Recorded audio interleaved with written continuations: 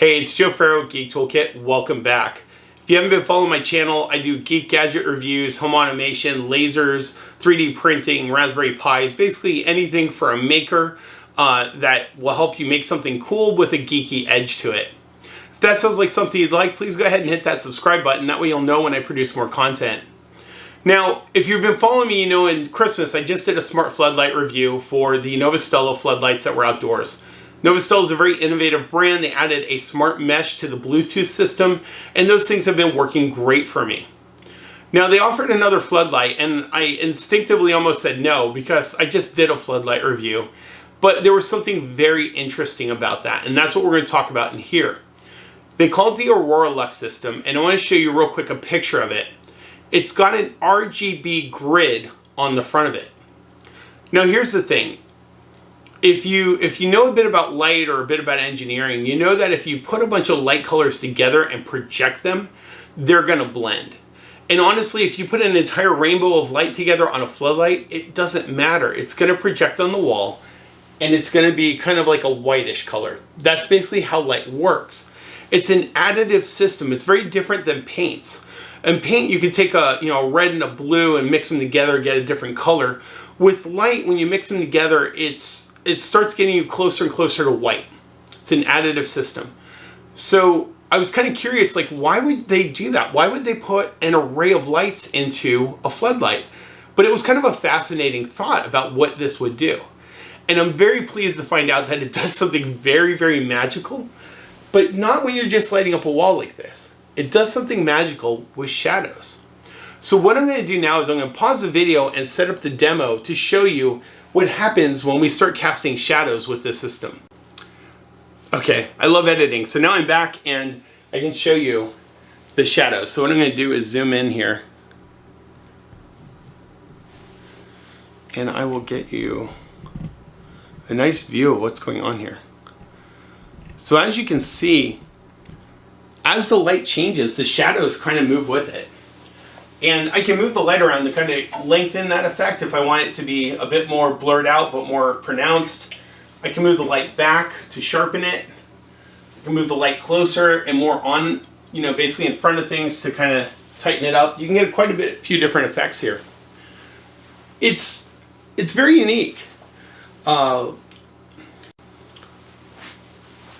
Here's a quick look at the effect with the lights off. Now notice, this floodlight, while it's very, very powerful, when it's in this mode, it's really about ambiance. So you're going to want your lights on. This is not a main key light. This is an effect light.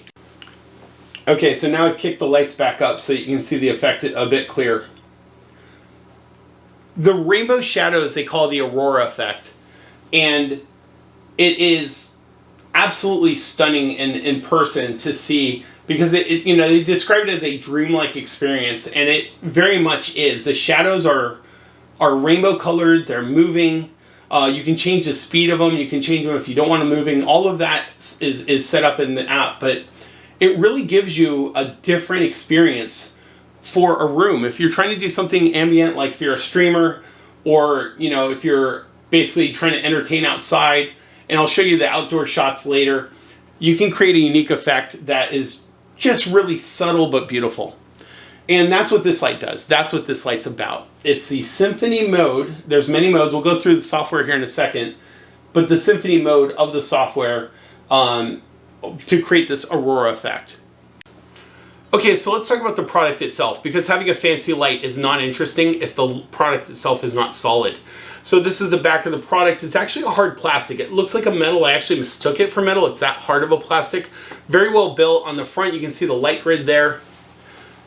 And, it'll be the same color vertically all the way across, but they can be individual for each one of these. They have animations across in the software. You've got a simple logo on the front, and then the stand's adjustable, and it has mount holes. See, make sure that you can see those mount holes there. So you've got different ways of mounting it to a fence post or whatnot. It's got a 5-foot cord. It's very thick. It actually comes off the back this time. That means that it can stand up, which is really nice. 3-prong plug for the US version. Feels very beefy and burly, but not too heavy. And really, there's not much else to say about the thing other than it just feels well built. But at the end of the day, it's a floodlight, so it's either going to be well built or feel cheap. This feels solid. Floodlight comes in a 60-watt variety. Now, when I did the outdoor lighting, I noticed that it's definitely got much more brightness than the 20 watts. I had two 20 watts running for Christmas. This 60 watt clearly outshone them, so it's got plenty of power for a light. But really, it's all about that Symphony mode or that Aurora effect. It's got different things, and we'll show that in the software, different modes. I'll give you those demos. The next thing I do is jump into the software, so let's show you that now. Okay, here's the application. Very simple. You've got an off in the middle and an on. It does a nice cool fade there. You've got your presets for your different colors. There's a nice red, a nice blue, and then there's that cyan I was talking about there.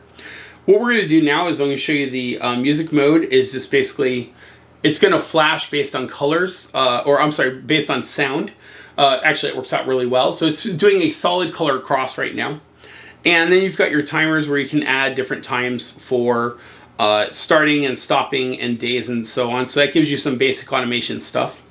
Now we're going to switch over to the modes here, and we're going to talk about these modes here. So the first thing is breath mode. Again, some of these modes on the middle do not use all the grid. The Symphony mode's really where it lights up, but the breath mode, it's cool because it'll breathe in and out, and you can change that color to be something custom. You can also go between colors, so I can do like a blue to purple, where it'll flash in blue and then flash out purple, go back to blue, so stuff like that. Very easy to coordinate that. You've got your flash mode here. I'm going to use yellow and blue for Ukraine. Best wishes and thoughts with them. Then we're going to go to jump mode. Okay, so jump mode will do a jump between colors. It's doing red, green, blue right now. Again, very nice if you want to do something for a party, an ambiance, but there's cooler ones here. Gradient mode does the gentle blend from one color and another. So again, I'm using an orange, a cyan, and a pink just to kind of show the different colors here. And you see the shadows on the wall are very standard still. We're not using the grid quite yet. Now here we go to Symphony mode, and this is where the colors start showing up. Now you can see we can change the speed here. So that's a bit of a faster, and we can also, of course, change the brightness.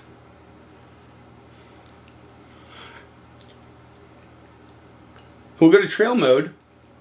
Trail mode's interesting because what it will do is it will make it look like it's moving, and then it'll kind of get brighter in the middle and then dimmer at the end. So you see it make it look like it's moving. Here's popular mode. Popular mode is going to do something similar where it's going to go from one side to the other.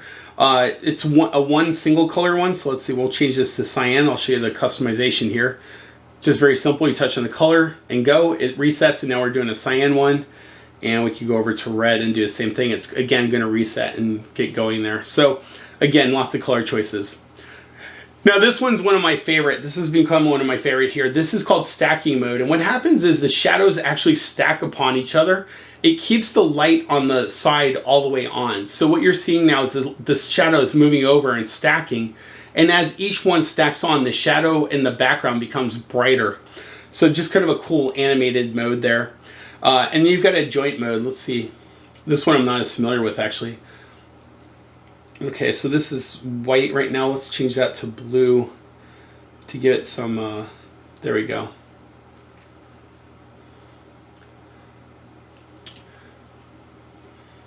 Okay, so that's a demo of the different color modes that we have here. You've also got presets down here that you can set for each one of these. And again, speed and brightness for all of this. I really think the Symphony mode is a star. I think it's one of those things. It's almost like the diva for this app. So that effect is just hard to beat. There's only one other thing to do. What happens if you bring it outside and shine it onto a house? Let's go find out, and then we'll do the wrap up. Okay, so this is the first demo. This is just it on a green, and the 60 watt power really shows off because it took me 220 watts to do the same brightness, and it didn't come out this clean. And this is pulled back a little bit. It's hitting much more in the house. It's much, much brighter. As far as an outdoor single light, looks pretty good if you want a 60 watt floodlight, but really what we want to do is make this thing dance. Okay, so this is Symphony mode, and it's honestly what I expected. There's no shadows up there, so it's not doing much up there, but down here, we're getting a bit of shadow dancing with the colors down here. So this is what I expected.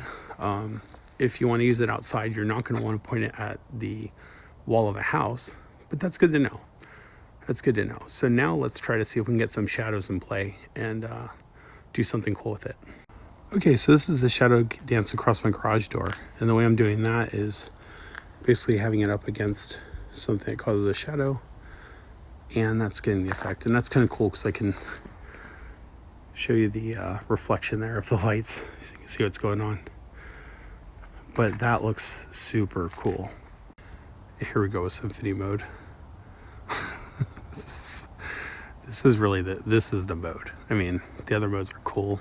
I think they're there because they wanted to give you the flexibility, but this is crazy. I love it.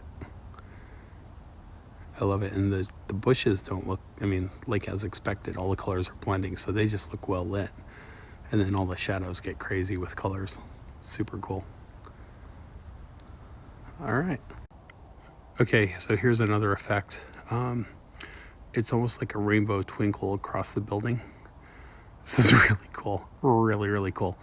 And the way I'm doing this is I've brought it back down to here. So it's hitting all those bushes. And then whatever gets through is coming through as like a rainbow effect. So again, it's very, oh God, it's just hard to describe. I'm hoping this comes through on video. I think the key to this is placement. Everything is about placement.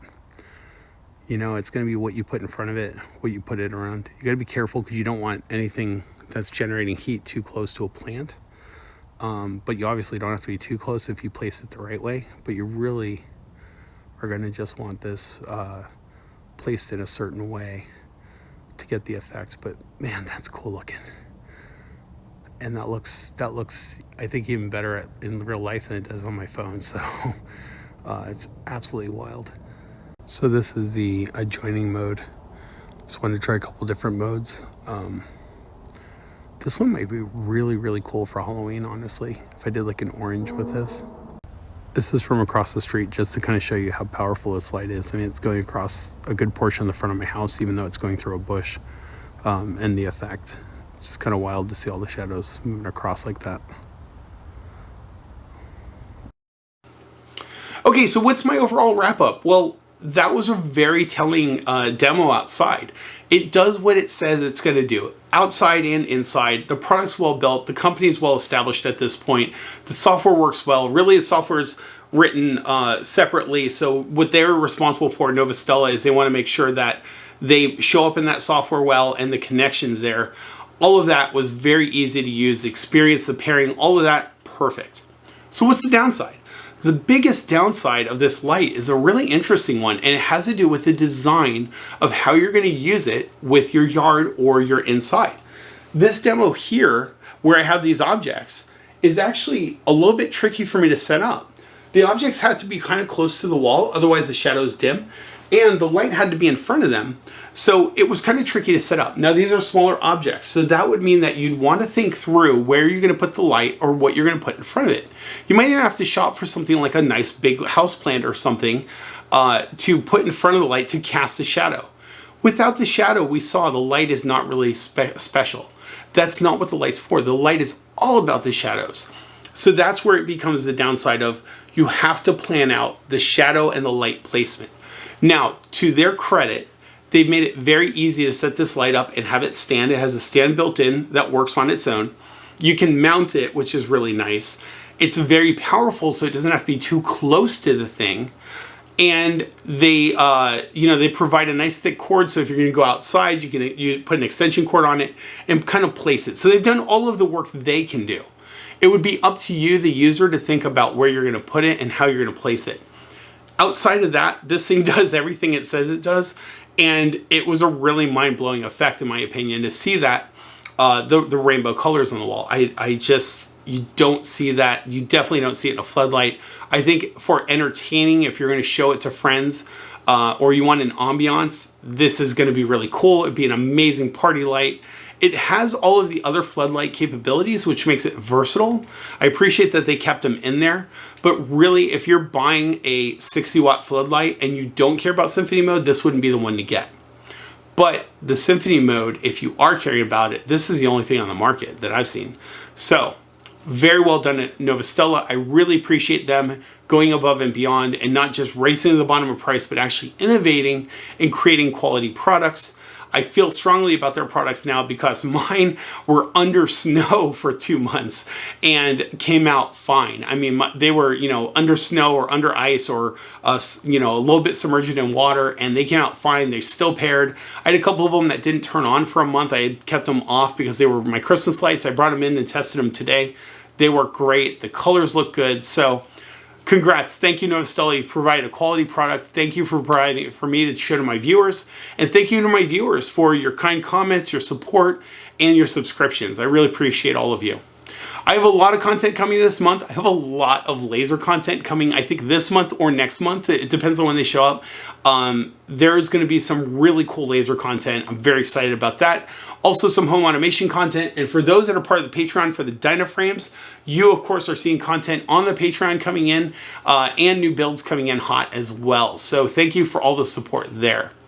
Thank you. I'm Farro GEEKTOOLKIT. Until next time.